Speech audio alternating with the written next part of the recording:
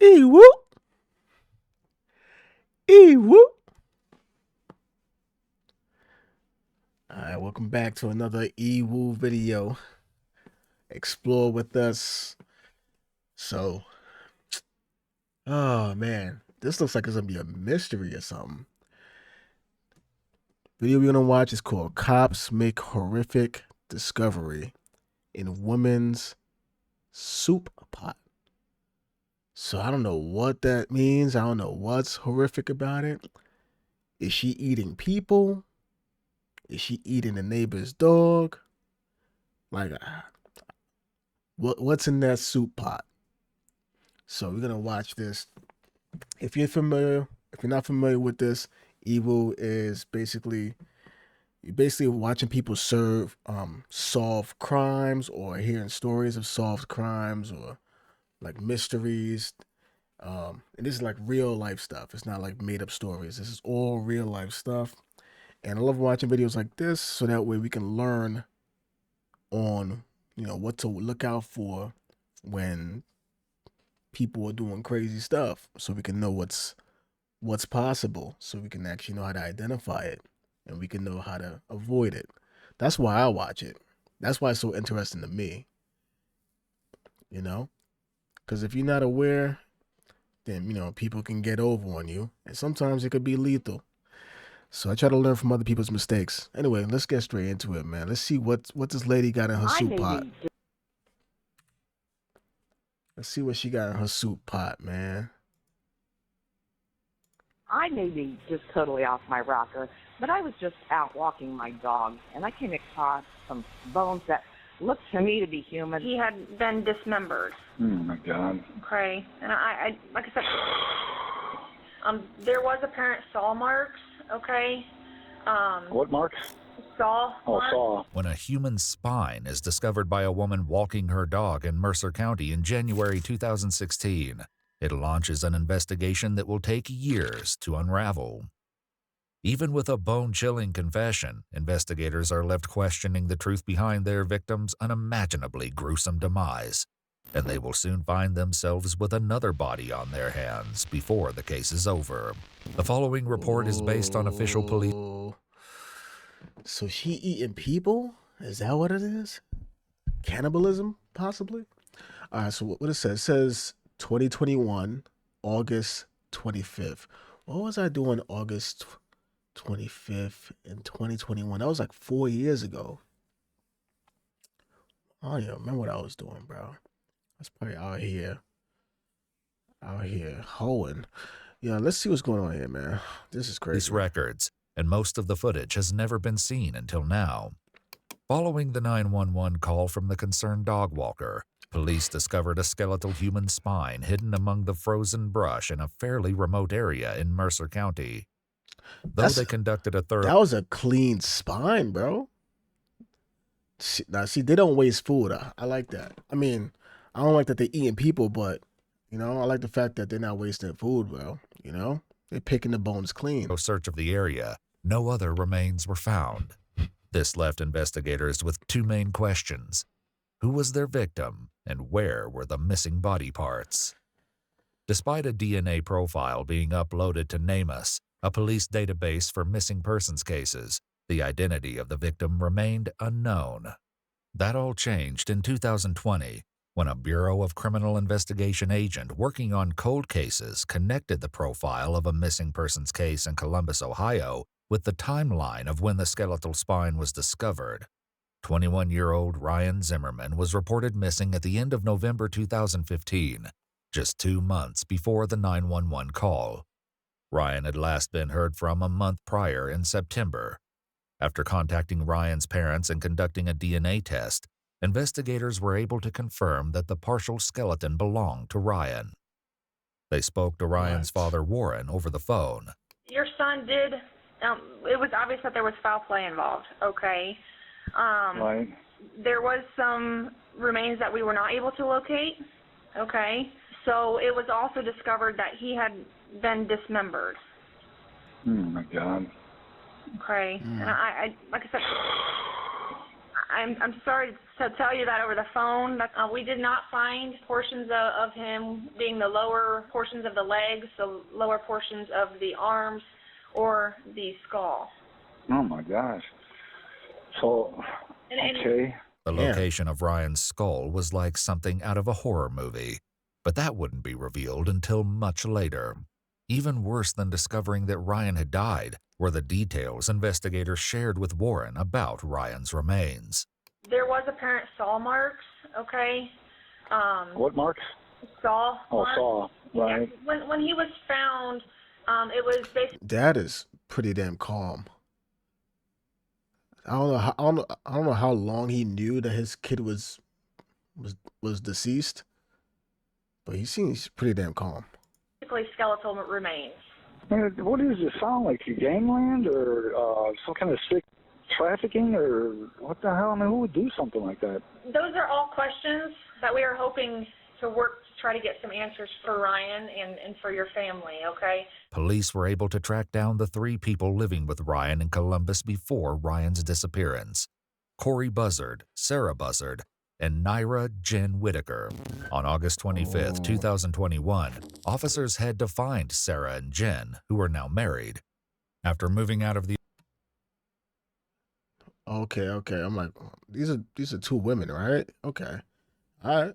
apartment they shared with Corey and Ryan, they now live at Sarah's mother's house. What will unfold shortly is a twisted and unpredictable case, one that is far more disturbing than anyone anticipated. All right, what I want to know is the why. I want to know the why. That's the most important thing that I want to know.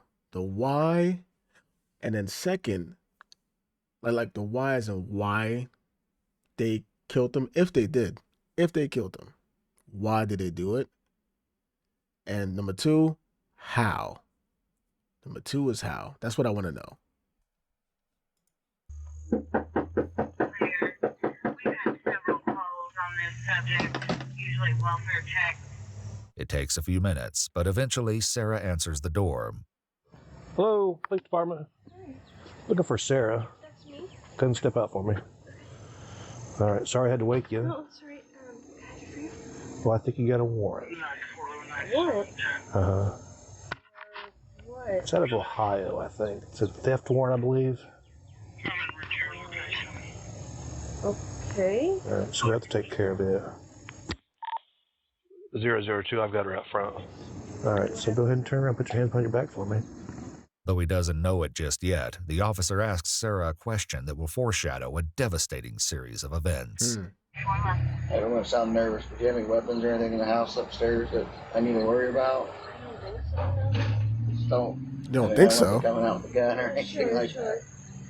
A theft charge. Sarah informs the officers that her mother and Jen are inside the home, and they soon join her on the porch. Just a little bit. Okay. So what's going on? Well, we got to take her downtown. I got to look at exactly what the warrant is for, and then we'll go from there. So I can.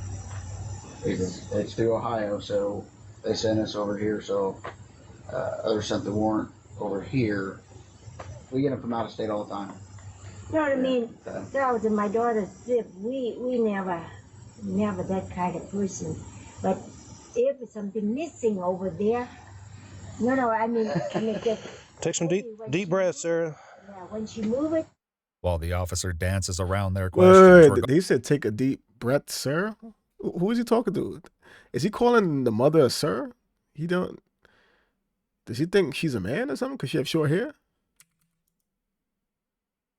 Something missing over there. I mean just Take some deep breaths, Sarah.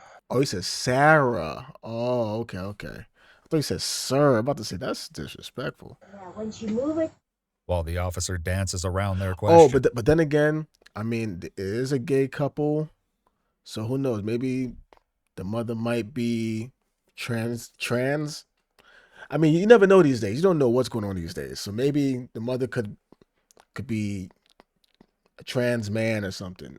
You never know these days. You know what I mean? Who knows? Regarding Sarah's arrest, Sarah's disposition begins to take a turn. You been sick? We just spoke, I'm sorry. Okay. Have you been sick or? Ooh. So she's looking like nervous and whatnot, having a hard time breathing and whatnot. What if she is because you're thinking like, all right, I mean, this is over some theft thing, you know what I mean? But what if she's freaking out or starting to freak out because she's probably thinking, oh, what if this is about that other thing? That other bad thing, you know? Maybe she's the one that's guilty for that guy being murdered, basically. And what if she's thinking to herself, damn, this might be it. This might be it.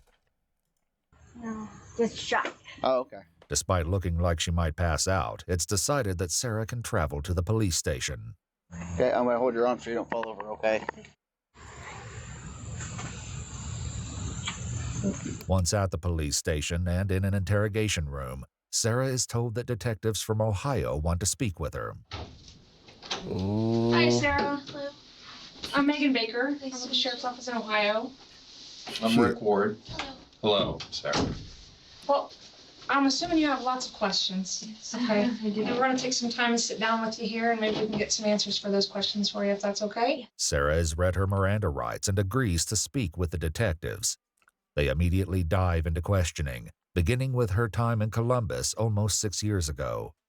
Sarah explains that she lived with her then-husband, Corey Buzzard. While married to Corey, Sarah had also started dating Jen, who was transgender. Eventually... Oh, Jen is trans... Wow, I thought Jen was a... Wait. So is Jen a man that transgendered to a woman? Or a woman that transgendered to a man? But didn't she have a skirt on? Right? At 540, hold up. She has like a dress on, right? So is this a man that transferred it? I don't know. I'm not gonna. It's confusing. Is this a man that how you call it? Transformed into or transgend into a woman? Sarah's disposition begins to take a turn. Right. Oh, this is a little confusing. I'm not gonna lie. Wow. Okay. Gender. Eventually, as her relationship with Sarah progressed, Jen moved in with Corey and Sarah. Yeah, if y'all can explain this part to me, I'm a little confused about this. I don't know if this is a woman that's turning into a man or a man into a woman, but this is a woman, right? Wait. Are there women like biological women that are dating men that transgendered into a trans woman? So it's like two women together, but one of the women is a trans woman? Like, are women out there dating men that are becoming women? So it's like why not just date a woman? If you're into girls, if you're a girl, why not just date another girl? Unless you want a girl that has a penis. I'm confused, bro. Is that what's happening? I don't want to take too long on this part, but yeah, I don't think it's weird. I just don't understand it. A few months later, they got another roommate, someone named Emma.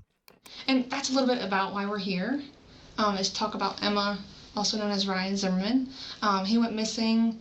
Are you familiar with any of that? No. Okay, so I guess tell me what you know about Ryan. Or Emma, if you know him as Emma. Okay. According Wait, as Emma? Wait, is Ryan a trans person too? Sarah and Jen, Ryan was newly transitioning, which is why they knew Ryan by the name Emma. However, this claim hasn't been substantiated or verified by any members of Ryan's family. It's a little bit of a touchy subject. My husband at the time had sexual interests. Wait. Husband, it says Corey Buzzard, but this person looks kind of like a female, right? Yo, this is different. This is a doozy. If I was them, I'll be hella confused as to what's happening over here, bro. This is something else. They had talked online extensively, and he had invited them to come stay with us, which I did not want to happen, but long story short, it did. After Sarah and her partner Jen move into the house with her and Corey, Corey decided to meet someone and reached out to Ryan online. After speaking for a short period, Ryan moved into the Columbus apartment as well. At the same time that Sarah is in interrogation at Sarah's mother's house, Jen is also being approached by detectives. However, Jen is a little more hesitant to speak with them. What seems like it may be a simple conversation about Sarah's apparent arrest for theft will soon have a nightmarish outcome. Please step outside. Okay, we have a search warrant for the residence too. Okay, so we're not stepping outside. We're working a missing persons case from Ohio. The Ohio Attorney General's office has a task force with missing persons. Okay. And Ryan Zimmerman lived with you guys in Columbus in 2015 with you and Sarah and Corey, September 2015, right? And he's missing. And you guys were like the... Oh, hold up. Let me read this real quick for y'all. It says, on June 1st, 2020, I received a call from Sergeant Baker.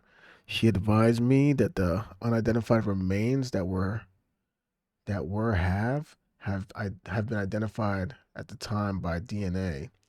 I was advised that this male is a Ryan Zimmerman.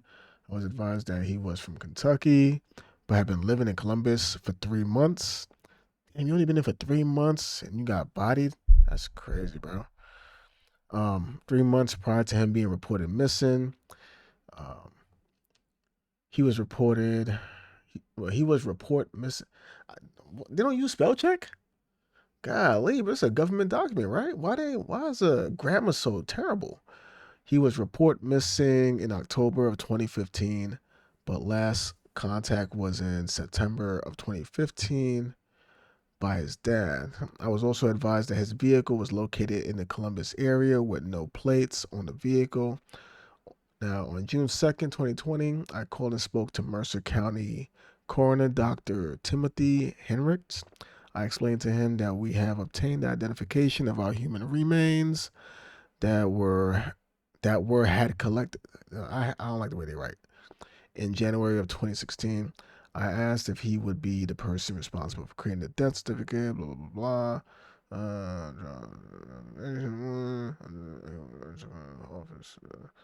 it's just regular stuff. Okay, so he's been there for 3 months, and within that 3 months of him being in Columbus, I guess he ended up moving in with them, and then he ended up getting bodied. All right. Last people to see him. After clarifying that Ryan also went by the name Emma, or M, Jen remembers briefly living with Ryan. The investigators will often switch between referring to Ryan as Ryan and as M or Emma. After only living with Corey, Sarah, and Jen for 2 months, Ryan was asked to leave.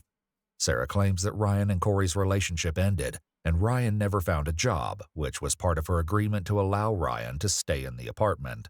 Because of this, Corey told Ryan to leave, and Ryan planned to leave on September 25th. Okay. This timeline correlates with the last time anyone heard from Ryan. I know that they had tried to plead with me to give them another chance, but I said that I'd already given too many chances and that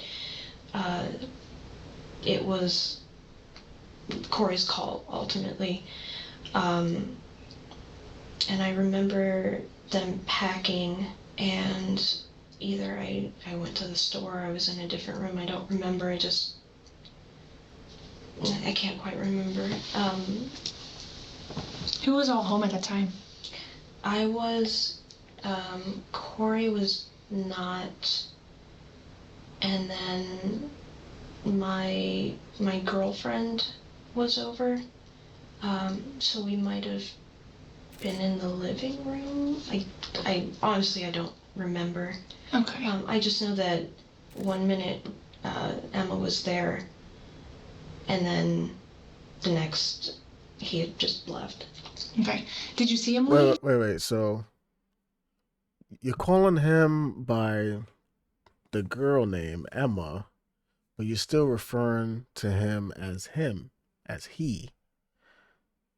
So if he's transitioning and he's using a female's name, aren't you supposed to call him like he, she? Isn't that how that works? I'm confused a little bit. It's like pull away in a vehicle or something? Somebody pulled up and he got in the car and drove off. I thought that he might come back because he did leave his car. But he didn't come back, and then we didn't hear from him again. There will eventually... Okay, so she's going with they tell the same stories in all of these, like, because I watch a lot of these videos, and she's telling the same lie. Well, I think it's a lie. I think she's telling the same lie that I hear often, where it's like, oh, the person that's missing. Oh yeah, I mean, I don't know. They was leaving, and then somebody came to pick them up. I don't know who it is. I don't know. Maybe it's somebody that they called. I don't know. But somebody came and picked them up, and then they left with that person. Nah, I didn't see who it was. Nah, I didn't see who it was. Or I remember I heard one story where they was like, oh yeah, she got upset and she just left. She didn't take her phone.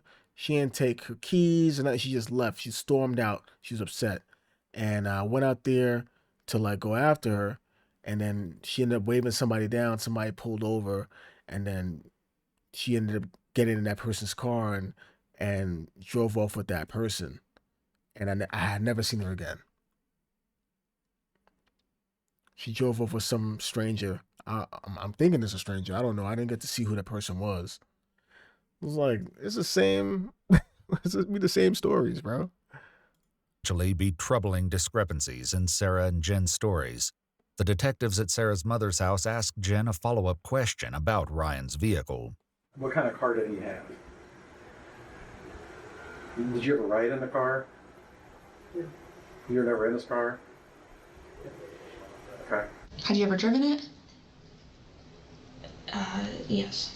Okay, to the store or something, or when did you drive it? To a gas station. I couldn't get it to start again, so I had to call a tow company to bring it back, but I was embarrassed about it because I didn't really have permission to drive it. So did you drive it while he was still living there? No, this was after he'd left. Wait. Oh, okay. Were you by yourself during this? My girlfriend was with me. Unknowingly, Sarah has just unraveled one of the mysteries behind Ryan's disappearance. Warren, Ryan's father, had been alerted that something was wrong when Ryan's vehicle was found abandoned. Though the license plate was missing, police found some of Ryan's belongings inside the vehicle, along with the keys and a full tank of gas. Warren had taken it upon himself to knock on neighbors' doors to see if they remembered anything useful about the car or Ryan's disappearance. To his surprise, someone did. One of the neighbors said they saw the car get dropped off by a tow truck near the apartments where Ryan was staying with Corey, Sarah, and Jen. And about a half hour later, the Columbus Police Department came and wrote the ticket up and had the vehicle towed. I'm thinking, why would somebody, it was like they wanted it to get picked up. Sarah claimed that she thought the vehicle had vanished because Ryan had returned and took it. What she doesn't add, not yet at least, is that there's an unsettling reason she'd been using Ryan's vehicle that day. Before moving on, the detectives returned to the question of Ryan's behavior before leaving the apartment. Jen reluctantly gives the detectives some background information about the living situation before Ryan left, claiming Ryan was usually in the spare bedroom and was reclusive. Jen believed that Corey regretted asking Ryan to move in with them. That was kind of weird. I guess how weird? Like, was she just kind of clingy? That's the thing too. No, I was so okay. You see, now they're referring to M as she. So was she kind of clingy? Like, but detectives like, not even the detectives. It was actually I think it was Sarah that was calling him he, or whatever. So this is the thing, bro. There's no consistency there. That's why And then people get upset when we're like calling them this by default. We're referring to him as the default. Like, come on, it's inconsistent over here. Okay, I have pretty bad social anxiety. Mm-hmm. M seemed to have way worse social anxiety. Okay. And how was M's behavior then? Excessively shy. Okay. Jen also explains the reason for some of the tension with Ryan. Sorry, it's just the anxiety. Sure. I don't like to admit that I am trans, but it was just weird. Corey brought another trans person into the house because that's what they wanted.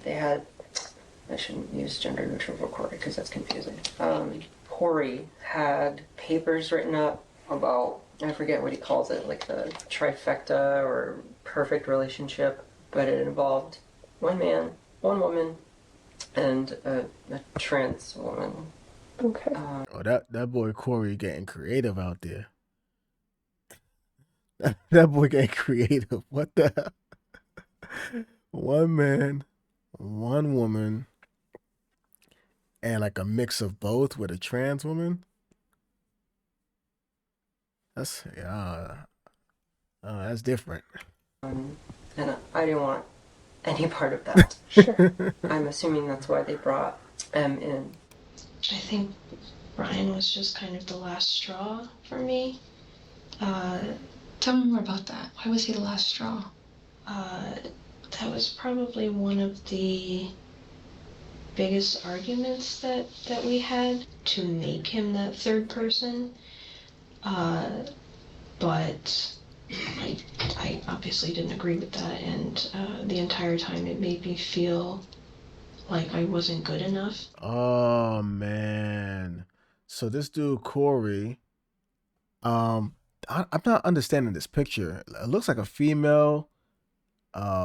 But if Corey is an actual man, because it said one man, one female. I know she's a female. This is female. If this is an actual man and not a trans man or whatever. And wait, hold on, but what? But these two were dating too, right? So if he wanted one female, like a man, one female, and a trans, what happened to this one? Why didn't they do it? Why wasn't these three? Why couldn't Corey and Sarah and Jen? Why they couldn't make that happen? Unless Jen wasn't interested. This is messy, bro. This is messy, and I'm not gonna lie, it sounds kind of nasty. Sounds kind of nasty. Some nasty people over here. They're just doing a lot. Or maybe it's just Corey. Maybe Corey's a nasty one. Corey is just a freaky one. Okay.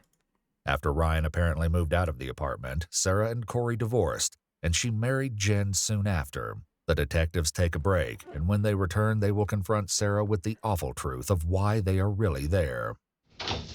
Hey, there's some more water.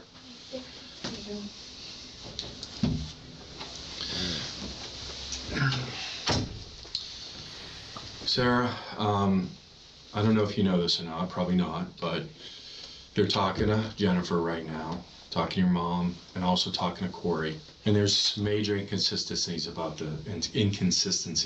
this with your involvement with Ryan. And you know Ryan is now deceased. He is? He's been murdered. So we have Corey is talking to the Columbus police detectives right now. We just get off the phone with them. The detective isn't being entirely honest here. While officers have managed to track down Corey's new residence, Corey is proving less than enthusiastic about the prospect of speaking with officers. You're not in any trouble. I don't have an arrest warrant, nothing like that, Corey. Okay, we just want to talk with you because your name was brought up as a witness in a case I'm working. A homicide. Homicide? A homicide. I don't recall witnessing any homicides. Okay, we're just wanting to talk. That's it. Okay? Mm-hmm. That's it. I haven't lied to you at all, Corey. Okay? It's about Ryan. He said, I haven't witnessed any like, that's kind of odd. I haven't witnessed any homicides. Why do you want to talk to me about some homicide? I haven't witnessed any Homicides? Is that normal? Does that sound like a normal thing to say? I haven't witnessed, like I haven't seen any homicides. I don't know why that sounds so weird to say to me. I don't know who Ryan is. Ryan lived with you for a while. Oh Emma? no! Don't be lying, bro. Okay, he said Emma. He also went by Emma. Okay. He was a roommate for a while. Okay. Okay, that's what we're here to talk to you about. Not without counsel. Okay, do you? Okay. Okay, Corey, he's on point. Not without counsel, nah, bro. You talking about what? This person? I need a lawyer. Have an attorney on hand? Yes. Okay, do you think they would meet us down there? Can we make an appointment? I'd rather get this done today. I don't really think I have to work on your time. Yo, Corey on point. Nah, Corey is on point. Yo, because if the cop is saying, I'd rather, that means that you don't have to. So he just hit him with it's like chess pieces. He's I don't think I have to work on your time. Yo, Corey's on point, bro. Corey's on point. Sheesh. Speaking with Corey have once again hit a dead end. Those with Sarah begin to lay out some of the evidence. I mean, this is a bad situation. We really need to know what happened. With the car, we have DNA evidence. We're able to track down your car, the one that you used to own, the time of this incident. I wonder if this lady is trans also, or you know how detectives they wanna bring somebody in the interrogation room, even if they're not speaking, they want to have somebody in there that makes the person that's being interrogated feel comfortable. You want to have someone in there. It's like, let's say there's like a black guy being interrogated. You'll probably have a white guy and a black guy in the room. The black guy could be the one interrogating, or he could be just sitting quietly while it's happening. Or obviously, if there's a female, you want to have at least one female interrogator in the room. In this case, she's on her lesbian arc, right? I'm not gonna lie, she has the Karen haircut, the little, what do you call it? The what's that lady name that had the talk show? The Ellen DeGeneres short haircut, kitty liquor, haircut just like her. You know what I mean? She got a whole suit on. This looks like a masculine type of like suit jacket, so I'm guessing she might be in the same alphabet, union, just like her. And I'm not saying it to be disrespectful. I'm just pointing it out, just on some like, she might be here just to kind of feel relatable, like, oh, we're on the same team. You know what I mean? We both on that side of the fence. We both like to do the other things. You know what I mean?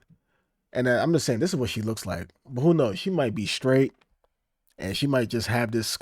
She probably took this jacket off of one of her coworkers just to make it look like she might be a lesbian or something. So who knows? But I know that's what they be doing. They be trying to make you feel comfortable, and they be put on a facade just to get you to talk. We were able to track down the current owner, and we're able to examine it. So we have something happened in that apartment the weekend that you dropped Corey off with that girl in Columbus. The evidence the detective is referring to are reddish stains discovered on the carpet liner of Sarah's vehicle. Though she'd sold it, they found the new owners in July 2021 and conducted tests inside the trunk. The stains produced presumptive positive results for suspected blood. Earlier, Sarah had claimed that Corey hadn't been home the weekend Ryan moved out because Corey was with another woman. In fact, Sarah had been the one to drive Corey and the woman to a hotel. Investigators spoke with the woman and confirmed that Corey was nowhere near the apartment where Ryan was last seen. While Corey may still prove to be an important witness to the events leading to Ryan's death, Sarah and Jen appear to be the last known people to see Ryan. So please just tell me the truth, what happened. Corey's given a whole nother version of what you just said. Please tell me the truth. I'm not comfortable talking about this. We have a young... Was it an accident? Yeah. I don't know what was an accident. With Ryan. I didn't even know that he was dead. Sarah, come on. Is Sarah, there please. someone that I can talk to? Well, you can talk to us. I just want the truth. The other officers also confront Jen with the news of Ryan's death. We're trying to find Emma, and we were somewhat successful in that. Okay. Wait, what? Somewhat? Mm-hmm. What leads? That's we need you to fill in the gaps, because whatever happened to Emma happened in the apartment where you guys stayed at, and we've recovered evidence from the apartment. We recovered evidence from Sarah's car. Right. Blood. Wait, whoa, what? Mm-hmm. Blood from the trunk of the car.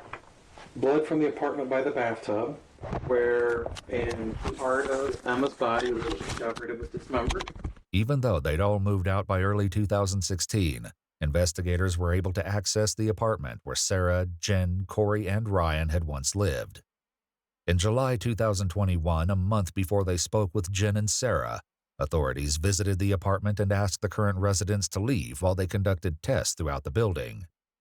Under close examination, several areas in the bathroom reacted to a chemical reagent indicating latent blood residue, including the bathroom floor and the cabinet.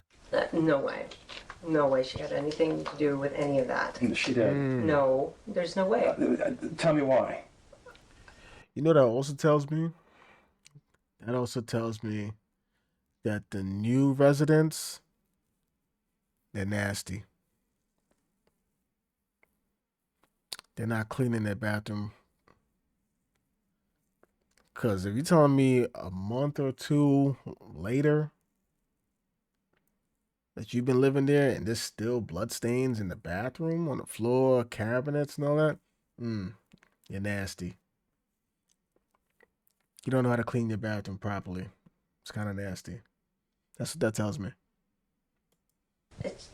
The Google searches, the deep dives that we did, the stuff that she was into at least, right? Painting with blood, like into drinking the blood.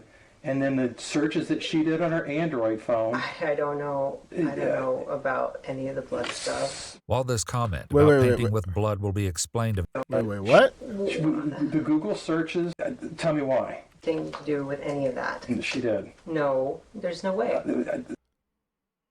Well, who is she talking about? Including the bathroom floor and the cabinet. No way. No way she had anything to do with any of that. She did. No, there's no way. Tell me why.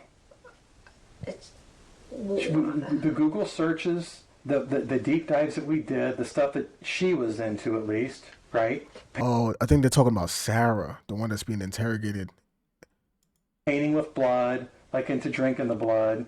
And then the searches that she did on her Android phone. I don't know. I don't know about any of the blood stuff. While this comment about painting with blood will be explained eventually, investigators won't have the chance to ask Sarah about it just yet, because she immediately throws a wrench into their plans. Sarah Lloyd, I can talk to. It was my rights, right? I saw that. That's your decision. We don't advise on that. But all we're asking is for the truth. I don't know what to say. The truth, maybe? I've said what I remember. And you're telling me that's the truth. That's what I remember. This is going to be your only time to talk to me and Megan. After this, we're not allowed to help. So. What happens to me after this? You're going to be booked in the local county jail here. I mean, we wouldn't be doing this if we didn't have physical evidence. That's why I was giving you an opportunity. Okay. All right, Sarah. Thank you. Once again, the detectives leave Sarah alone. In contrast, those speaking with Jen lay on the pressure. This is a fever dream. I'm sorry? This is a fever dream. I know this feels like a nightmare now, so we need you to fill in the other parts of this thing because this isn't a nightmare. Emma's dead. Emma's dead? Emma's dead. Corey's dead? No. No, Emma's dead. Okay. Did Corey have you guys get rid of his issue? He ain't like Emma coming up. Emma's not what he expected. The selfies didn't show what Corey had wanted. Comes up, Emma's completely shy. Yo, either Jen really doesn't know what the hell's happening, or she's a really good liar.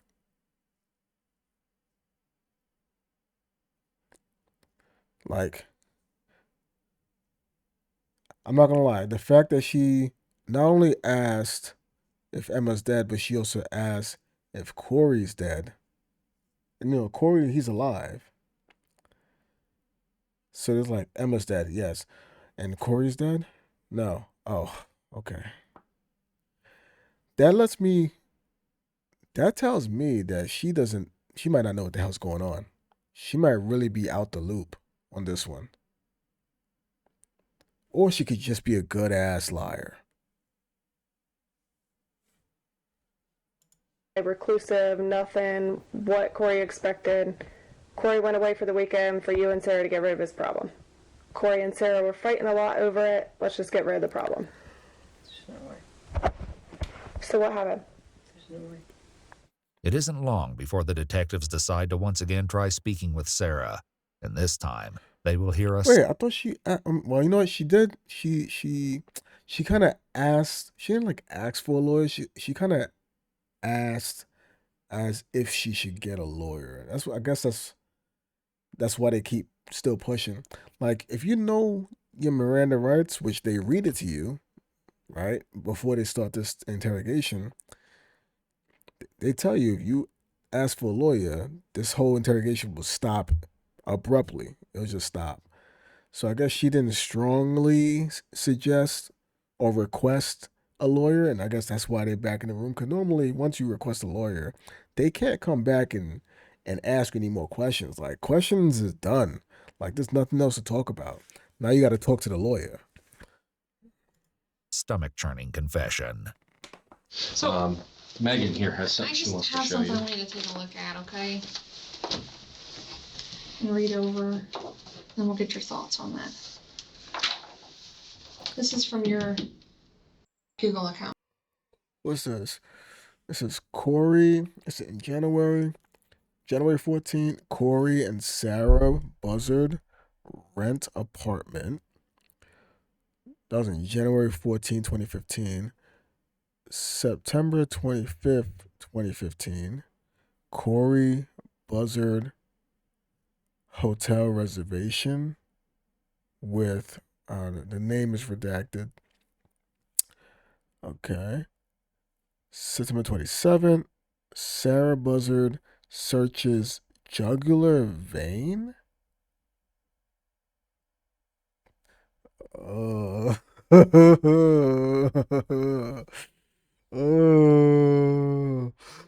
you looking that up for, Sarah? Why you searching jugular vein for, Sarah? What you want to know about a jugular vein? That's around your neck. You trying to cut somebody's head off? What are you trying to do, Sarah? And this is at 1:09 a.m. September 27th. This is 1 o'clock in the morning, in the middle of the night. She's searching jugular vein. And then let's see. And then 8 o'clock in the morning that same day, Sarah Buzzard searches how to start a Ford Focus multiple times. Oh, I guess she searches how to start a Ford Focus, and I guess she did that multiple times. So the Ford Focus, remember, that's Emma Ryan, right? That's AKA Ryan. That's Emma's car. Emma's a person who's missing, who died, basically, who they found the bones for. So at 1 o'clock in the morning, she searches jugular vein. Why? I don't know. Maybe she was sawing away, maybe. Wow. And then 8 o'clock that morning, she's trying to start his car. That's crazy, bro. And then let's see, in November 13th, Corey and Sarah file for dissolution. I don't know what that means. Is that like a divorce or something? Separation or something? And then January 14th, 2016, that's like 2 months later, Corey and Sarah dissolution is final. Is that like a divorce or something? I don't know what that means. Okay, these are your searches on your Google account that you said you only had access to. So flip through these pages. Yeah, look through them for and us. take a gander at that. After seeing the evidence within her own search history, showing that she looked up how to start Ryan's car after it broke down, Sarah begins to unravel. What's gonna happen to my family? Well, we'll talk to your family, okay? And you'll get to talk to your family, okay? We can work through this. One thing at a time. This is the first step. Okay, look at me. I'm scared. Okay, I understand you're scared. Okay? All I've ever gotten was a speeding ticket. And You're an honest person, okay? I don't think you're a bad person at all. Sarah, let us help you. Go ahead and start from the beginning, okay? it was an accident. Okay, it was an accident. Accidents happen every day. So what happened? Yeah, it's funny how she opening up to the mirror right here. This is the mirror right here. Short hair. We the same. We got the same hairstyle, the same like kind of part in our hair. You know what I mean? Same hairstyle, same color. You got a gray, what's that, a scarf on? I got a gray, like, manly suit on, or whatever you want to call this. You know, we both like saying hello to that kitty. You know? Come on, man. It's me, baby. You talking to me. I'm you. You, me. This is us. And she's leaning in like, listen, I got you. I ain't gonna make nothing happen to you. Like, we gotta stick together, man. Golly, man. I was angry. Okay, I get angry too. Look at that. I'm just like you. I'm you. Mistakes happen all the time. I get angry too. Like, come on, talk to me. And I knocked him down. Okay. I knocked him down when he came out of the bathroom. And I choked him.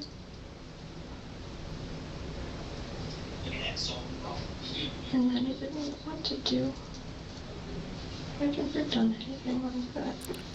Wait. You telling me that what did she knock him down with? Did she knock him down with a weapon? Cause you telling me she just like pushed him and then choked him out with her hands? Like, at the end of the day, he's still a guy.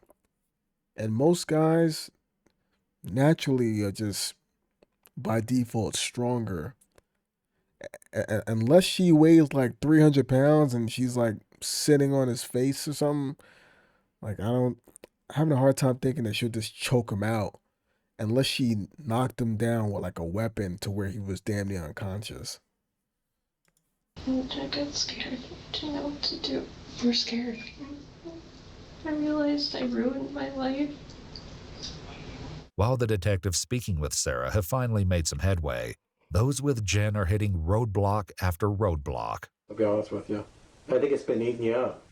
Is it eating Sarah up? I mean, people can have differences with people, right? But to this extent, you know, it would eat somebody up, literally. I mean, you would be not sleeping well, not functioning well. You know, it's a lot, right? No, that's a lot. Yeah, it is. But no, I wasn't aware of that. I've been living fine Okay, so maybe things were fine. Things were fine until Emma came along, and then things weren't fine. No, if you want to go back to that, no. But even then, no. But things have been fine. There was no murder weighing on us. While Jen continues denying any knowledge, Sarah is telling a very different story. I put him in a chokehold and knocked him down. Did he pass out? Were there words exchanged? He passed out. Okay. And I didn't let go. Mm-hmm. And then it was too late. He stopped moving. He started turning white. And I couldn't go near him. Though this is the first time Sarah has shared what happened to Ryan, this is only one version of the story, and with each retelling, the details only grow more and more unsettling. Sarah claims that Jen heard the commotion from downstairs and came up to see what had happened. I had to figure out how to get rid of it. Mm-hmm. So what happened? And we cut it up. We being you and Jen? Oh. Was this when Corey was away with... Oh, no.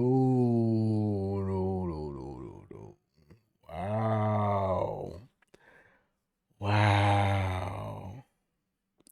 Jen was doing good, I'm not gonna lie. Jen was starting to fool me.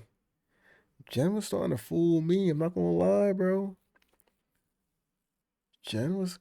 the thing what got me? When Jen asked if Corey was dead as well.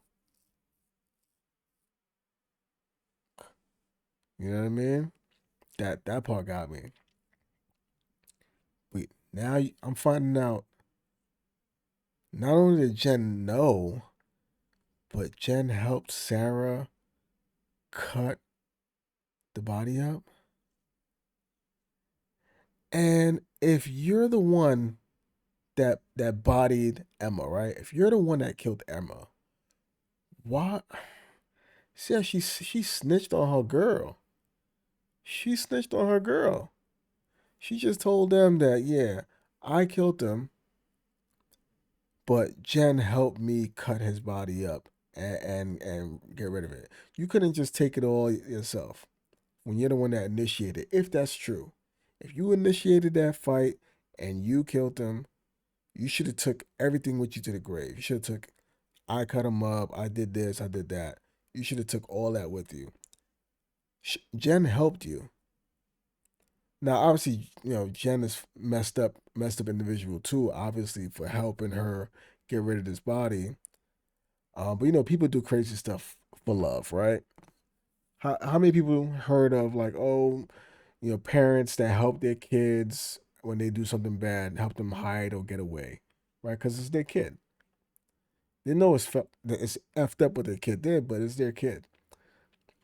Jen helped her with this crazy situation, and then now she's putting Jen in a situation to where she might get locked up for who knows how long.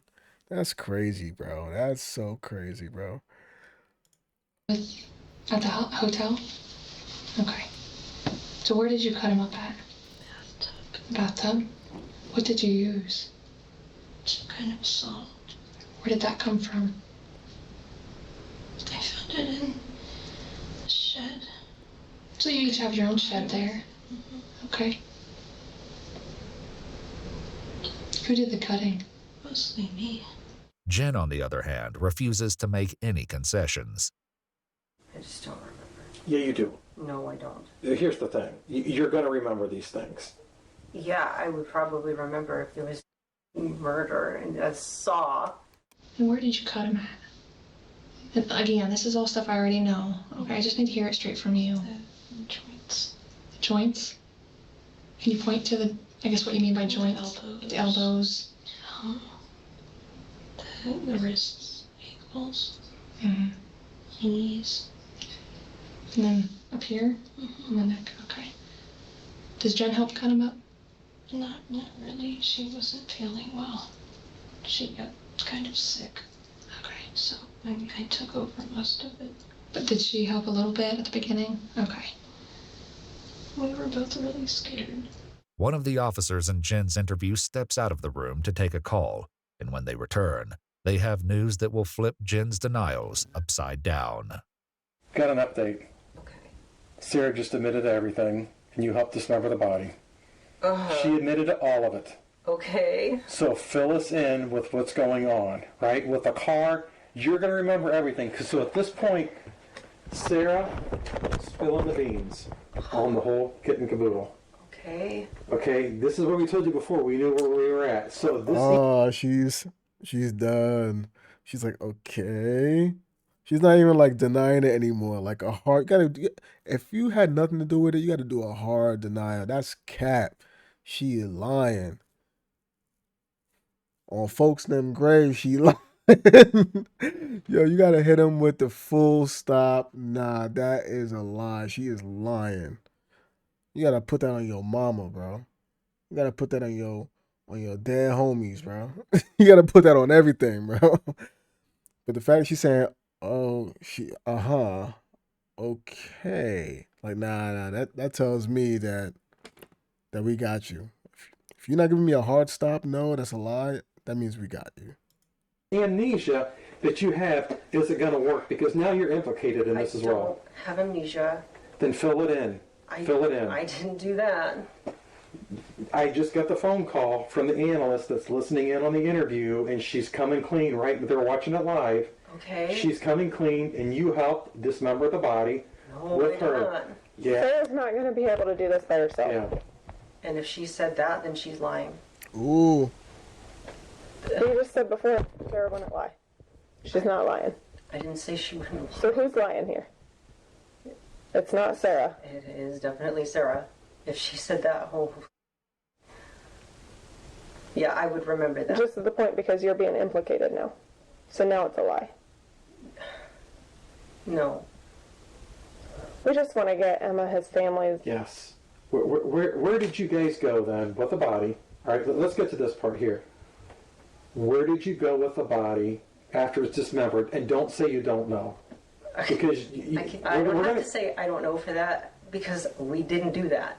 Luckily for investigators, Sarah is giving them all the answers. This, however, is only her first confession, and she will... I'm not gonna lie, Janice, she's standing on business right now. Janice definitely standing on business right now. You know? So it's like, who knows? Can Sarah be just saying that just because she don't want to go down by herself? Maybe she's just lying. Or maybe she is telling the truth.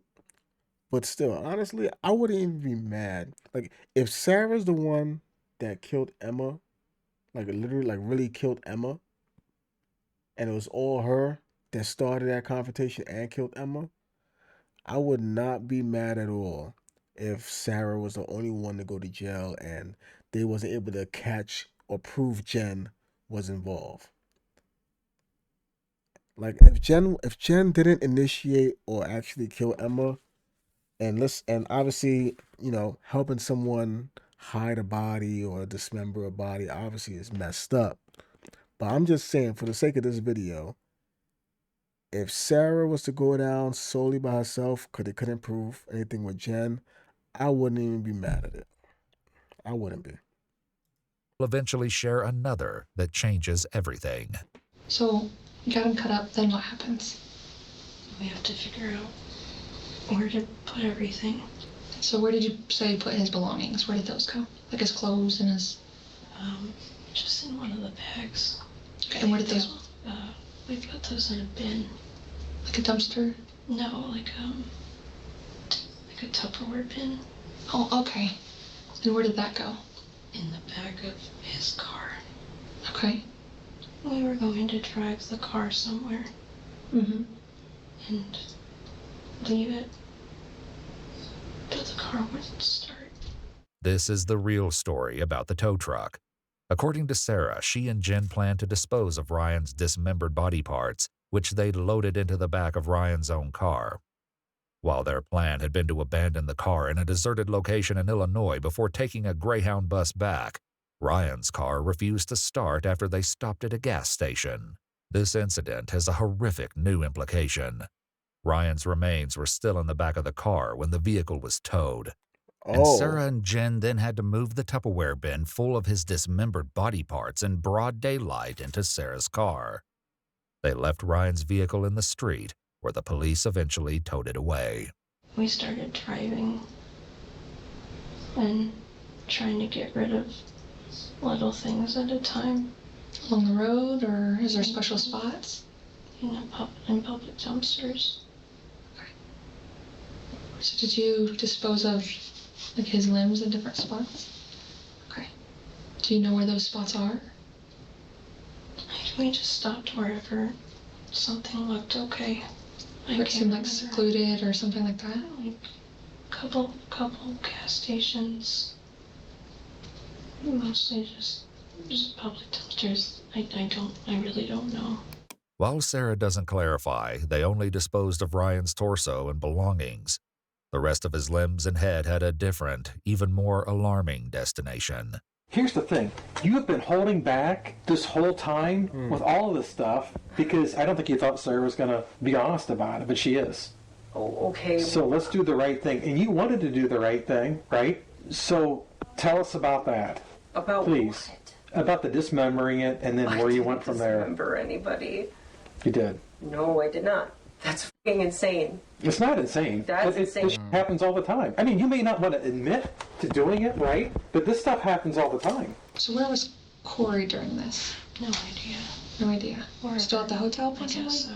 Okay. Any communication with him? I shut off my phone. Okay. Why did you shut off your phone? I was scared. Did he know something had happened? I don't think so. And I told him Ryan just left. And he didn't ask any questions. Despite several attempts to get Corey to speak with police, Corey steadfastly refused. I have no idea what you're talking about. Okay. So you don't know Ryan? I don't. You don't know Ryan? He didn't live with you at all? I'm not going to talk to you without an attorney present. We're talking. Yeah, so he's saying, I don't know Ryan. Wait, why is he? All right, so she's saying that Corey wasn't around. Okay. Now, if Corey wasn't around, why would he be so like why would he be so defensive about this? If he wasn't around, if he had nothing to do with this, because her story makes it sound like he had nothing to do with this, like he wasn't even around, right?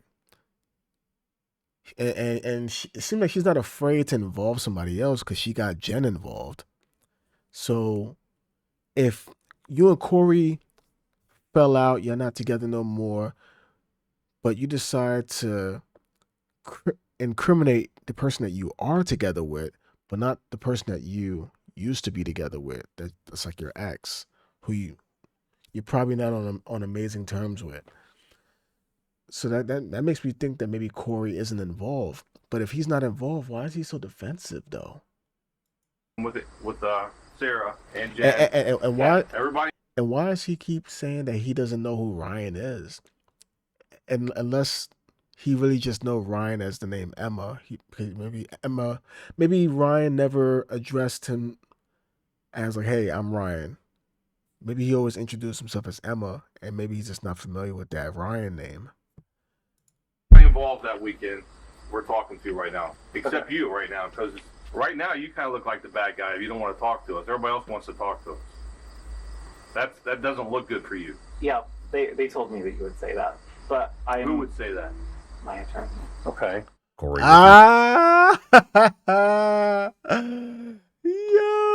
Yo, Corey is on point. Corey is on point. You see how they try to manipulate him? The cops tried to manipulate him just now. See, everybody else, they're talking. And you're the only one that's not talking. So things is looking bad for you. You know, people are going to think that, you know, you might have something to hide, you know. It doesn't look that good for you. Yeah, they told me that you'll say that. Who? My attorney. Oh, fuck. What now? You have anything else to add? Like, they're using their manipulation tricks to get you to talk. Like, bro, they know once you start asking for an attorney, the attorney knows all the tricks, bro. The attorney, he knows all the plays. So their little playbook that they're trying to run out there in the field, it's not gonna work on an attorney. Refuses to speak any further and ultimately never comes in to discuss Ryan's case with officers. Without Corey's help, detectives will have to put more pressure on the people who are talking to them. Look at that. He ultimately never had to come in for questioning. That's crazy. See, this is why you gotta ask for a lawyer. You don't gotta talk. Just ask for a lawyer, bro. Sarah and Jen. One thing still isn't clear: a motive. Why were you so angry at him? What happened that you came up behind him and started choking He him? ruined my life. Tell me a little bit about that. I mean, I told you the arguments Corey and I had, and I couldn't make him see reason. The officers talking to Jen also try to understand a motive. You would do whatever you could to make Sarah happy. So let's get rid of M, because that would make Sarah happy, right? To get her out of that household.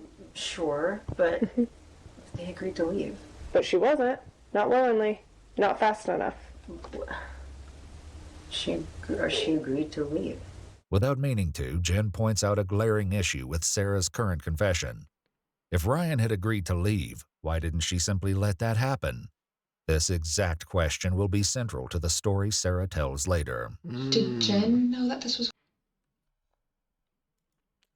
Hold up, let me go get my food real quick. All right, cool. I had to run that back real quick. Tell me a little bit about that. I mean, I told you the arguments Corey and I had, and I couldn't make him see reason. The officers talking to Jen also try to understand a motive. You would do whatever you could to make Sarah happy. So let's get rid of M, because that would make Sarah happy, right? To get her out of that household. Sure, but they agreed to leave. But she wasn't. Not willingly. Not fast enough. She agreed to leave. Without meaning to, Jen points out a glaring issue with Sarah's current confession. If Ryan had agreed to leave, why didn't she simply let that happen? This exact question will be central to the story Sarah tells later. Did Jen know that this was going to happen? No, but she was there for me. Sure, she's your support. You said that. That's what support people do. They're there for you. I'm worried about what's going to happen to her. I understand that. We It's only understand, natural. and we appreciate you talking to us openly. The detectives have no reason to assume that Sarah means anything more than simply worrying about Jen, but her concern hints at a disastrous turn of events soon to come. So what happened? You got him? Something happened to Emma, and you put him in the tub, and you guys did your thing. Fill us in on that, please. That didn't happen. She's filling in the gaps where you are not filling in the gaps, though we know that you know what happened, right? Because it's written all over you. I mean, as soon as you get to a hot point, you minimize and you kind of look down. It's like a kid with a parent. I don't want to look and acknowledge that I'm lying to you. Surprise, I have anxiety. So when you started dismembering it, right? So what happened from there? Not right. So Sarah started. Was Sarah dismembering at this point in time? No. You were just holding on to the limbs, you're keeping a lookout? No. What are you doing? No. She's not cutting this body up herself. That's probably because she didn't cut up a body. She just admitted to.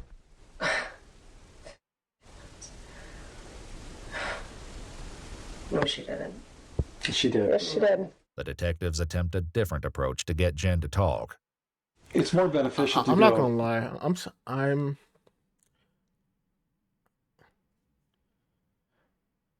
surprised. It's crazy. It's three different people, and you just see the three different layers of like, I know the law type of shit. Like Sarah, she just completely gave up, spilt the beans on everything. Jen, she's in the middle, where she's like, I'm not admitting, but I'm gonna talk to y'all. And the more she talks, the more she can dig herself in a hole. But she's not admitting, but just because you're not admitting doesn't mean you're not revealing. You know? And then you got Corey, who's like, what? Who? Who that? Nah. Lawyer. That boy is a Pokemon. He's basically a Pokemon named Lawyer, because that's all he's saying. Lawyer, attorney. He a Pokemon named Attorney. Attorney. Like, that's all he's saying, bro. So it's like, this is 3 different stages. Like, I'm surprised Jen hasn't said, hey, you know what? This is getting out of hand. This is crazy. I'm not going to keep going back and forth with y'all. Clearly, y'all don't trust me. Y'all don't believe me. Let me just get a lawyer. I'm surprised Jen hasn't done that yet. So, This is where it is. And it shows that you're wanting to make things right. You want to get things better, and you're showing remorse. Because the judge I'm back not in our showing county... remorse because I don't know how to process this. And I'm not showing remorse. There's no remorse to be had. So disposing of a body, you shouldn't show remorse for that? Of course you should. Yeah. You're still in shock that Sarah has come clean with everything, right? There's no way she did this. Your world's crashing down, and we're just trying to help you figure a way to make it a little softer of a crash. Even though Jen refuses to believe Sarah admitted to the death and dismemberment of Ryan, Sarah's own interview is already wrapping up. I just don't know what to do because I thought I had my whole life ahead of me. And I made one mistake. And that's exactly now it's over. Don't cut yourself short. I just turned 30 and I feel like that's one step at a time. Okay? 1 foot in front of the other at a time here. Continuing to show an unsettling lack of concern for Ryan, Sarah then makes an inquiry. Is there any kind of bail, or am I going to have to stay there the whole time? There's not bail right now, but that's not to say that there won't be bail in the future. Okay? Just not right at the present time. Sarah is informed that the charges against her include tampering with evidence, grand theft of a motor vehicle, abuse of a corpse, and gross abuse of a corpse. Okay, I appreciate you being honest with us. Wait, there's 2 different types of abuse of a corpse? Like, don't the gross abuse just trump the first smaller one? Because that's the kind of person you are. Thank you, Sarah. I hope it doesn't. We'll give you a few moments, okay? One of the officers who had been interviewing Sarah heads over to Sarah's mom's house in order to take a crack at Jen and see if he can break through the unrelenting denials. This is where everything goes horribly wrong. Where are they? Though the video footage is redacted, Jen is introduced to the detective who spoke with Sarah and is then read the Miranda rights. Am I being arrested? Okay, well, we have some things we need to talk to you about. But you're not saying yes or no. Well, because it all depends on you. So we're going based on physical evidence and now what Sarah told us. That's my job. I'm doing my job. They're doing their job. I'm sorry, I don't want to put words in your mouth. No, but go ahead. They said that she said that she was involved. Absolutely. 100%. And this interview is being recorded. Okay. And I cannot lie about that. Okay. I trust you. She absolutely said she was involved, and she gave details, and you were involved in those details. I mean, I'm not making this shit up. I don't know how I was involved. Well, she told us how you were involved, but I don't want to go into those details because if you tell me and something's different, I have to go back and talk to her and try to iron out the inconsistencies. Hearing that the detective isn't lying about Sarah's confession seems to be a turning point for Jen, but not in the way they hope. I don't remember any of that. I don't know why Sarah would say that. You're just surprised Sarah said it. Of course I am. Right, because you've gotten away from it this whole time until today. After hours of conversation, the new detective points out something that the others have failed to notice. While speaking with the officers, a purse has remained on Jen's lap. What's in your purse? To keep me comfortable and calm. After Jen explains, they quickly move on and continue questioning, this time about the evidence they've uncovered, a choice that will likely haunt the detectives for the rest of their careers. And we found large quantities of blood in the trunk from Emma. That's a clue. We call them police work. You know, I'm not trying to be facetious, but that's called a clue. You know, so I mean, when we put 2 and 2 together, and then we talk to Sarah, and it all kind of matches up. You know what I mean? It all matches up. What's gonna happen to her? Well, I don't know. It all depends on what you tell me. To my knowledge, she didn't do anything. But I'd be more worried about yourself right now. Why? Because of what she's telling us and the physical evidence and the social media search warrants that we did. I'm not worried about myself. There's a very good reason Jen isn't worried, and once again, the purse comes up. You don't have any like weapons in there, do you? What are you playing with in your purse? So, Jen, like we talked about, you asked if you were under arrest. You are going to be placed into custody. I want to, before this gentleman, he's a detective with the City of Marion Police Department. You're going to be booked into their...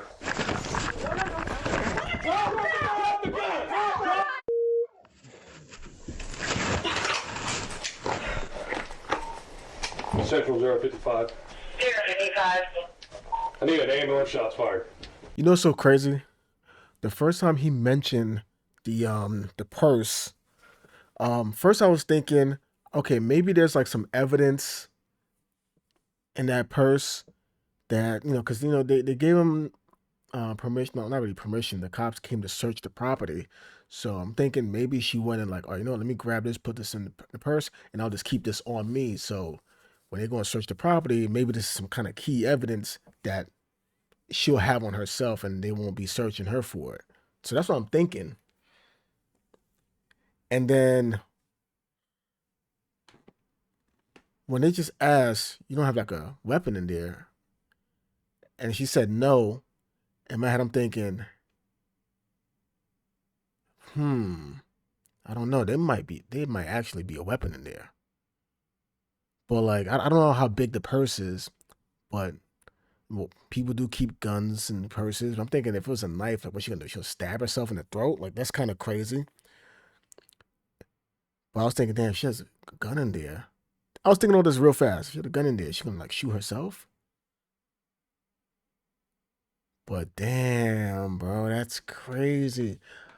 And also because of the fact that it was blurring it out, just blurring the whole thing out. So I'm like, they're blurring it out. She was probably gonna try to, you know what I mean? This unplug herself, you know what I mean? Wow, that's crazy. You are going to be placed into custody. I want to, before this gentleman, he's a detective with the City of Marion Police Department. You're going to be booked into their...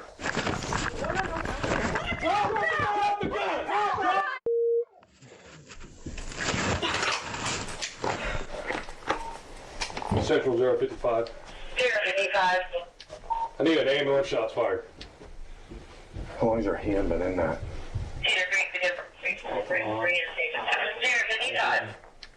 055 9512. Need you to respond to the scene. Do we have a victim? Affirmative. None of ours, right? We didn't return anything? Negative. No officer involved. Just as officers began their arrest, Jen pulled a small handgun out of the purse and fired. Jen was pronounced dead at the scene from a single bullet wound to the back of the head. While this is happening back at the police station, Wait. So she got herself? How did she get that out and get herself without the cops like shooting her? Cause they said the back of the head. And I don't think the cops didn't fire, right? That's what he said, right? Handgun out of... Affirmative.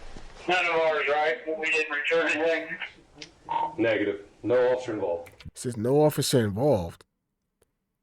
So she could have shot them. How she has a purse with her hand in and around it, sitting down in front of y'all, and y'all don't tell her to either put that aside. You're about to have this is a hostile conversation. You're asking her some real sensitive questions. And if she's involved, obviously she's going to be thinking about the rest of her life being over. You don't think to like, hey, you shouldn't, I don't want you to have anything in your hands right now that I can't see. Like, that should be your first step. That's crazy. Just as officers began their arrest, Jen pulled a small handgun out of the purse and fired. Jen was pronounced dead at the scene from a single bullet wound to the back of the head. While this is happening back at the police station, Sarah is led away in handcuffs. Unbeknownst to her, Jen has just died. You stand up, turn around, and put your handcuffs, okay? Am I able to use the restroom again for... Well, when we get over to the jail, I'll let you use the restroom over there, okay? Okay. Months after her arrest and Jen's death, Sarah is brought in to share an entirely new version of Ryan's death. Good morning. How are you doing, Sarah? Feel free to have a seat. How many days? And Jen's death. I'll let you use the restroom over there, okay? Okay. Months after her arrest and Jen's death, months. Sarah is brought in to share an entirely new version of Ryan's death. Good morning. How are you doing, Sarah? Feel free to have a seat. Damn. You see this? See the chain of events? So she killed Ryan, right? This is one. If this is accurate, if what she said is accurate, it sounds like she might end up changing her story. But if what she said so far is accurate, and she got so upset with Ryan, I guess for destroying her relationship with Corey somehow, and she ended up killing Ryan. And then because she lashed out, no emotional control, killed Ryan. Jen decides to have her back by, showing support and helping her get rid of the body. And then she gets Jen involved with the cops by saying, yeah, she helped me get rid of the body. Now Jen's involved. Now Jen, self-deletes. And now because of her, because of this person right here having no emotional control, 2 people are dead. One person that she intentionally tried to kill, or intentionally did kill, and then the other person who had her back, who was supporting her, who she got caught up into this nonsense with. People here. We didn't want to be rude drinking our coffee in front of you, so we've got you one. Feel free to have it if you like. If you don't like coffee, then I haven't had coffee for so long. It's a specialty. It's a Cinnabon, so it's on something good. After a few more pleasantries, the investigators clarify with Sarah that her lawyers agreed she can speak with them, and they read her Miranda rights. They immediately begin by discussing Sarah's new confession. In this discussion, she refers to Jen by the name Naira. On the morning of the 26th, Naira started... Wait, oh, damn, I wish this... I wish I paused it this like a second or two earlier, because I was just about to say, I bet you now, because Jen is dead, that now she's going to blame the whole thing on Jen, because Jen can't... She's not around to defend herself. Because Jen took her life, she's not around to defend herself. So it's like the only move now is to blame everything on Jen, because Jen is not around to say, nah, that's Cat. And it says right now, Naira started voicing some plan about taking him out. Now this whole thing, this is not Naira's plan. This is all her idea. Oh my God, bro. So predictable, man. So predictable. I was trying to grab my mouse, because I got food in my hand. I was trying to grab my mouse so I can pause it so I can say that. And this text came out, but that's what I was about to say just now. Voicing some plan about killing him. And I did not take her seriously because she would make comments like that sometimes. I still didn't take her seriously, but I was starting to get worried because of how intricate it was getting. And then when she started gathering tools like trash bags, bleach, the handsaw from the shed, I realized she was serious. So I tried to talk her out of it, calmly at first, and then I started getting a little hysterical. And she told me that if I didn't help, that she was going to do it anyway. And usually at this point, the attorneys ask me, well, why did you do it? Why didn't you call the police? Why didn't you kick her out? And it was because I loved her. I was so scared and horrified, but there wasn't, like, I didn't stop. I didn't stop her. I didn't. What was the problem then? Yeah. She had a rag that she dipped in bleach, and she had a bottle of vinegar next to her to add to it when the time came, because I guess they had some kind of chemical reaction and released some kind of poisonous gas. I don't really know, but she did the research for it. Though Sarah has significantly shifted the roles that she and Jen play in the planning and execution of Ryan's death, she still tells detectives that she jumped on him when he came out of the bathroom before Jen then held the rag over Ryan's mouth. The changes in her story only become more apparent as the details grow even more brutal. When he started making these guttural gasping noises, Naira let me get out from under him, and I curled up in the office and cried. So I stayed in the office for a while until she did get him in the bathtub, and she had put a trash bag over his head and severed it, and then put that into the freezer so that she could deal with it later. Since her arrest, investigators have discovered chilling evidence about the fate of Ryan's decapitated head, something they'll bring up shortly. In this retelling, rather than Jen being the one to dispose of Ryan's clothing, it was Sarah who took on this job. However, this doesn't mean she didn't help with the dismemberment. She started to get intestinal cramps, so she went to lie down and said I had to take over.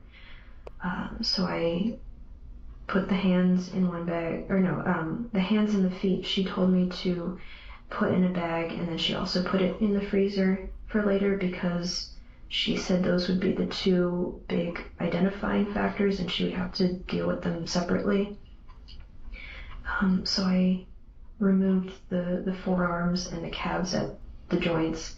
It was slow, exhausting work, and I did not work fast enough. Her original idea was to cut up everything into as small of manageable pieces as possible and then dispose of them that way, but we didn't have enough time to do that, so we just had the head, the hands and feet, the forearms went in one bag, the calves went in another bag, and then we just had to deal with the torso. After this, the story remained the same. They loaded Ryan's dismembered body into a Tupperware container and attempted to use Ryan's vehicle until they eventually had to call a tow truck. The difference this time, apparently Jen was the one telling Sarah where to go as they drove towards Illinois, stopping randomly to dispose of Ryan's remains, including the area where Ryan's torso was eventually discovered in Mercer County, 2 hours from Columbus.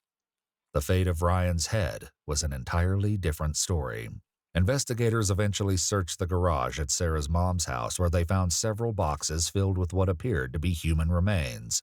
This included a pot filled with a thick substance hidden within layers of plastic garbage bags. After the pot was emptied, investigators recovered a human skull.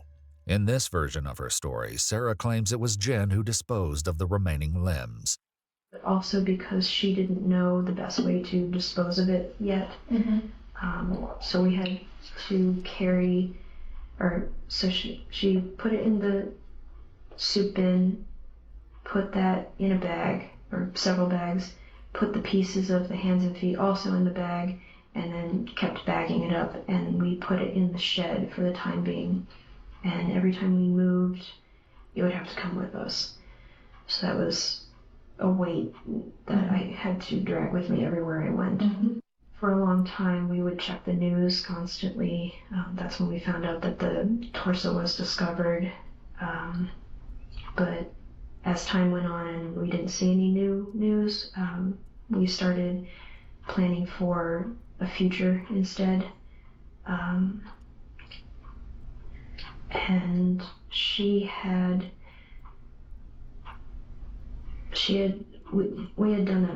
we made a pact that should something go wrong or we get discovered, that she was going to shoot me first, because she said she would rather die than spend her life in prison. The arrest came, and when I said goodbye to her, I could see it in her face that she knew. This confession sheds an entirely new light on the footage of Jen and Sarah saying goodbye when she was arrested. You want to tell your wife bye or anything? Okay. You had mentioned the bleach and vinegar on the ring. Okay. And then mentioned something different was put into the pot?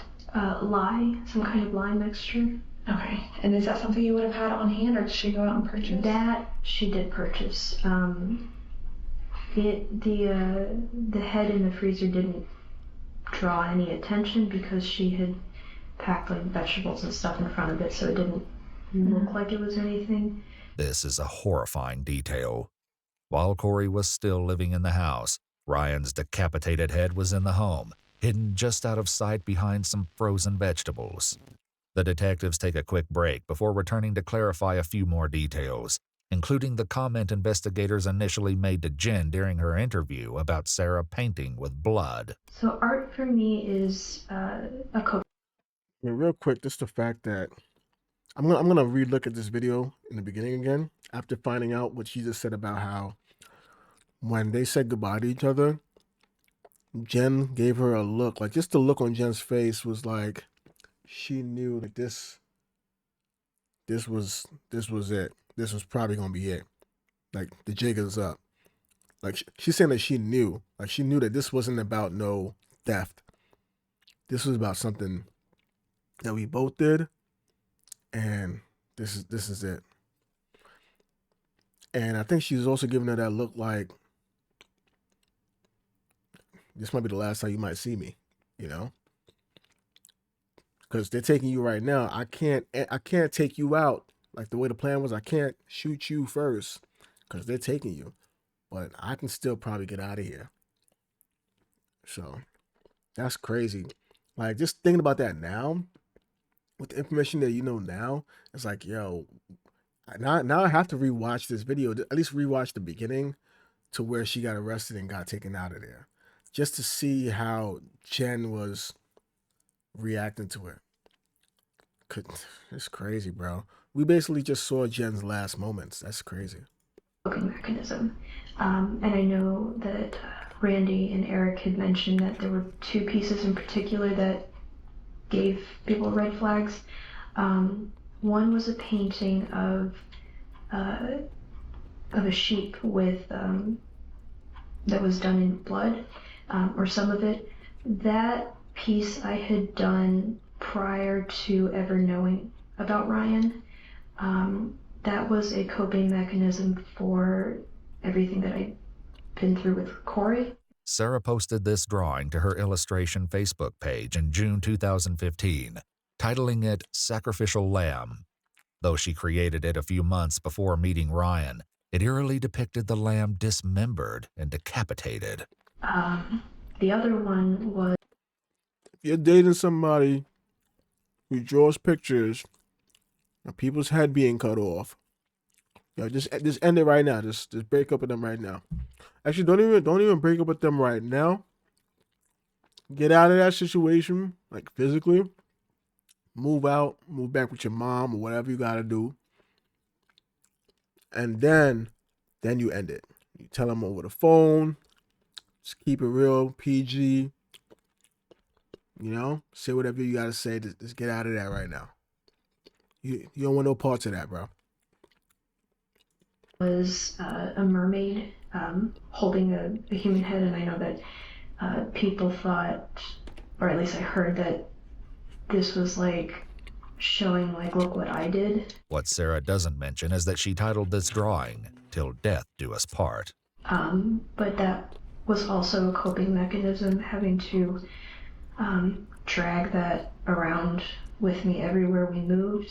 During the interview, Sarah also doodled a quick drawing of the saw they used to dismember Ryan.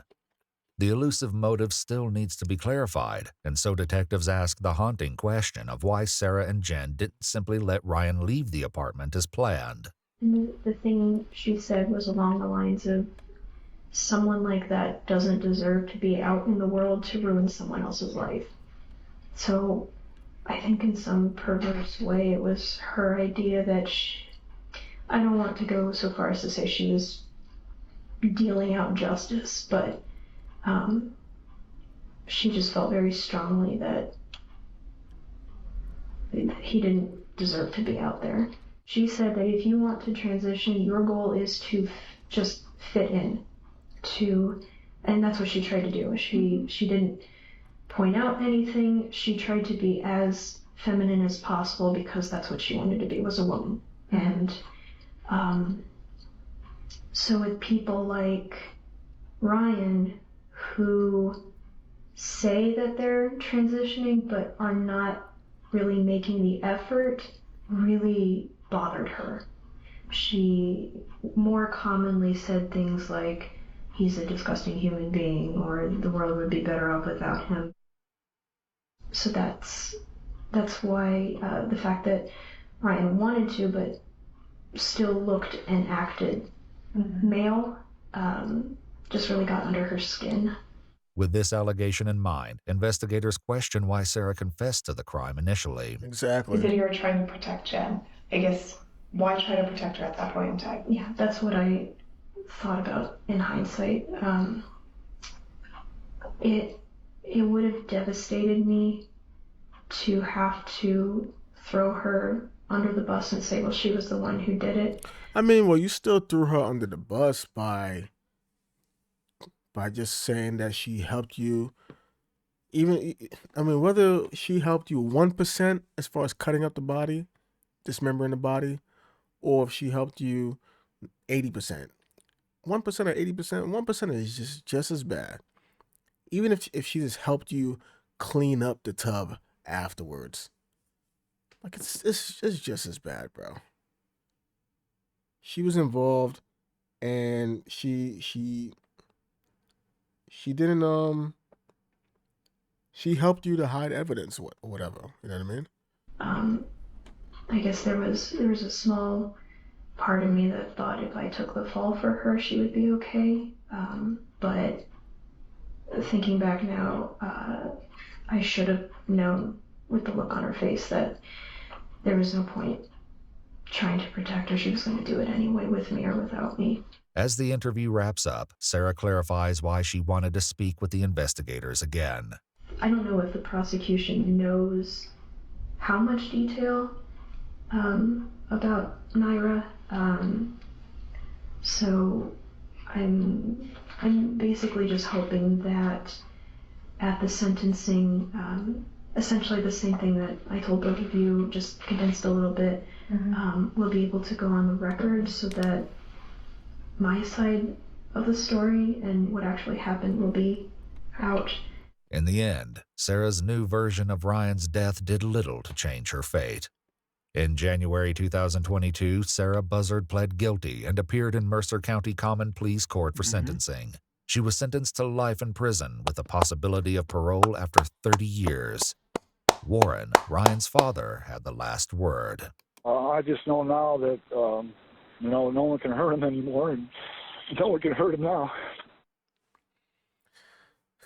Jesus. Bro.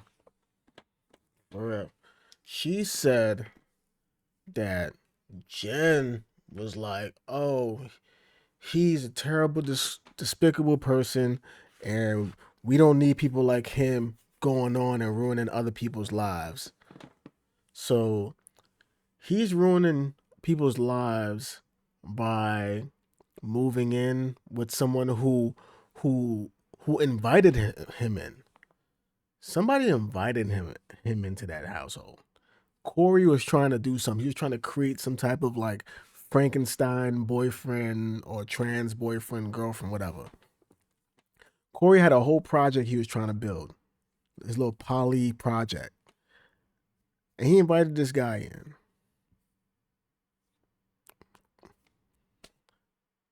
You killed somebody.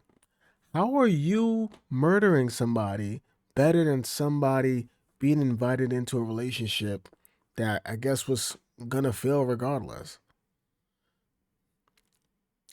Someone helping somebody relationship end is not gonna be anywhere as bad as somebody murdering somebody. And I'm pretty sure the majority of that story she just came and told months later, it's all cap just to try and lighten her sentence. But clearly they didn't see it the way she did, and they still gave her life with the possibility of parole after 30 years. So that is good. That is good, man. Oh man, bro. That is crazy, bro. What's the lesson in this, man? Like, what's the lesson? One lesson, I said as a joke was, if you know somebody who's drawing pictures like that, dismemberments, but for people or animals, drawing people dying or whatever, or gruesome head cut off and all that, that means they're comfortable with the idea of that. And yeah, that means they're kind of glorifying violence. They're glorifying it in a sense. I mean, you should probably have a conversation with them about that. And if that conversation gets you feeling a little like, I don't know about this person, man, then you should get the hell up out of there. Leave that person alone. You know what I mean? But outside of that, as far as the person who got bodied, I can't even say what can we learn from his mistake, from Emma. What can we learn from Emma's mistake? It's kind of hard to say because Emma was supposed to leave, but for whatever reason, didn't get a chance to leave. I don't know if maybe Emma was refusing to leave at a certain time or a certain date and was extending their stay, extending their welcome. I don't know. They didn't really say. It's kind of hard to say what could Emma have done differently. Now, what could Emma have done differently? Because they didn't really talk too much about the day of the incident. All it said was, hey, Shorty snapped. They decided to take Emma out. And it had to come out of nowhere because why would you be living with somebody who dislikes you so much that they'll be willing to kill you? Right? So something tells me Emma didn't even think there was beef. Something tells me Emma didn't even think there was beef.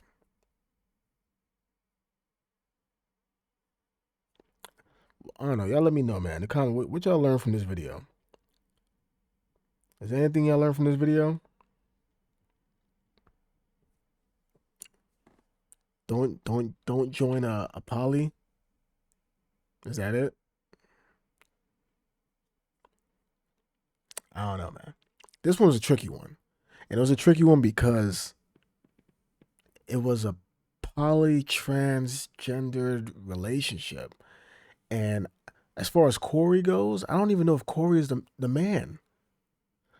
It said man, woman, trans. I don't even know which one is the man. Is Corey the man? He sound like the man. The voice sound like the man, but that picture, I don't know what that picture was.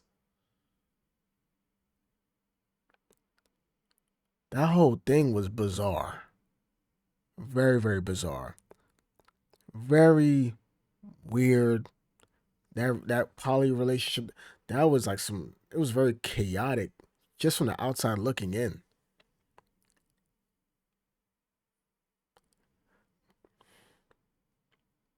It was very messy.